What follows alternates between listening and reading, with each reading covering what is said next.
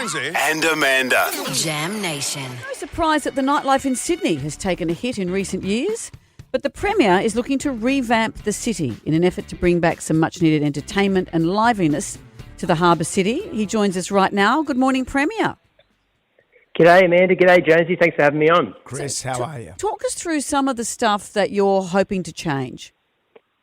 Yeah, I mean, I think there's a general consensus that Sydney's got a bit boring, particularly in the last decade, and that's as a creeping result of a lot of bureaucracy and red tape that stopped live music venues from having fun. There's been clauses in contracts that have been given from councils to local pubs that have forbidden dancing, not allowed choirs, put a specific clause in their DA that said no entertainment allowed.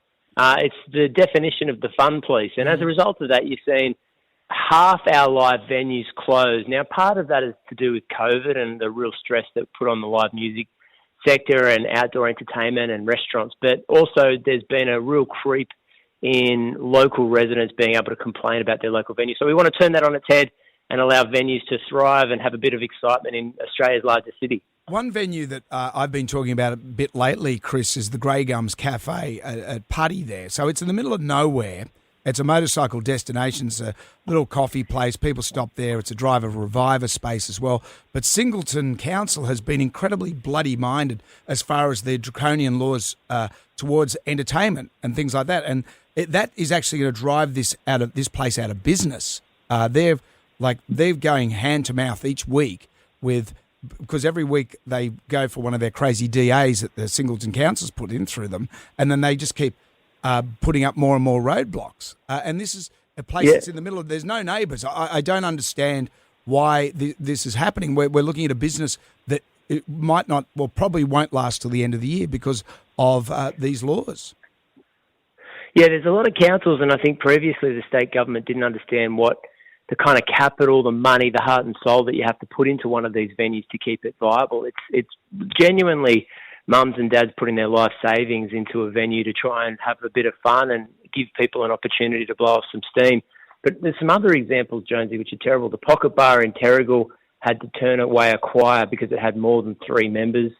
The Mitch Hotel in Alexandria wasn't able to have acoustic music on a Sunday afternoon because it was prevented as part of their entertainment restrictions. So we're bringing in some changes. The first one is order of occupancy. If the pub was there first, it's been there a long time, and you move in afterwards, too bad. Mm-hmm. Secondly, you're no longer going to be able to complain to 7 different government agencies about the noise at the local pub. There's only one area that you can complain to, and if you're the sole complainant, there's no chance that pub or that club or that restaurant will have its license taken away from them.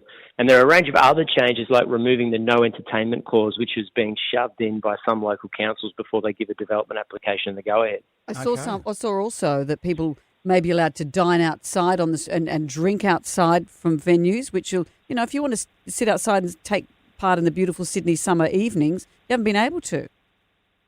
Yeah, there was this insane restriction for outdoor dining that prevented patrons from standing while drinking. So if you could grab a seat and, if one of those cool city bars close to the harbour, it's very difficult to get a seat. Yeah. And that's been an opportunity to keep people away. And as a result, I mean, it's not just for the locals.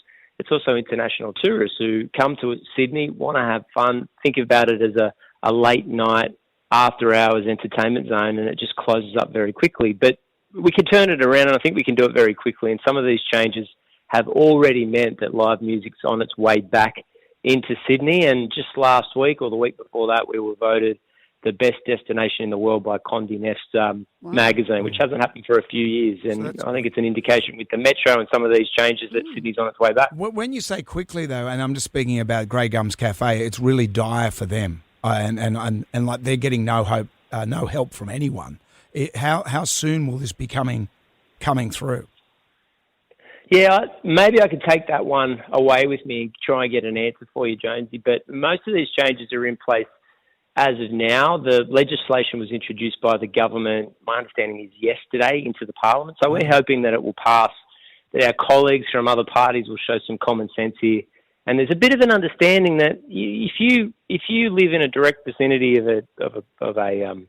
a restaurant or a bar, it's not just for you and those that live on your block or in your street. That area, that community is for all the people that live in that city, and particularly for Sydney. If you live in the middle of Sydney CBD or close to it, you have to understand that neighbourhood is being used by all the 5 million people that live in Sydney, and not just the, say, 100 that live on the block. Yeah, I think my favourite one out of all of it was in Dubbo. You could have a AC/DC cover band, but if AC/DC showed up in Dubbo to play at this particular venue, they wouldn't be allowed to play. It's sort of like the town from Footloose, isn't it? There's no dancing with it. That's you. No, not you. You're the guy against it. You're Kevin Bacon. Actually, you've got a bit of Bacon. Well, I've been called that before. You've got a bit of, when you look at it, you've got a bit of the Kevin Bacon. Yeah. It's right in your wheelhouse, That's Minzy. right. I Stay away can't from dance. the Well, barbecue.